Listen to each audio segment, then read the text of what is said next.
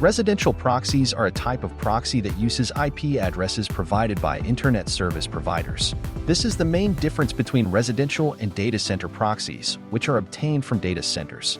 This allows users to select a specific proxy location, down to the city level. When you do this, you will be able to use the internet as if you were a real user from that city.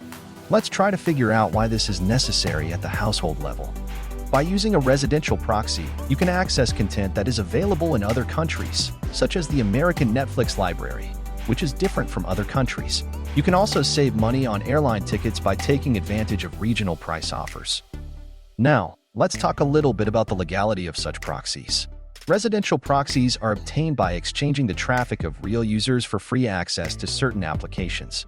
Before using certain programs, the user agrees to a public agreement, which specifies such an exchange of traffic, thus legally transferring part of their traffic in exchange for free use of the software. Now, let's figure out how to use 2Captcha residential proxies.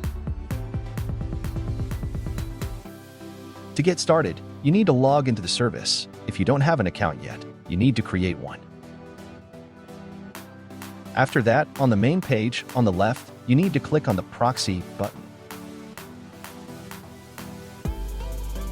Next, you need to click on the Add button, and you will be taken to the page with residential proxies. Here you can buy the traffic you need, and the more traffic you buy, the cheaper it is per GB.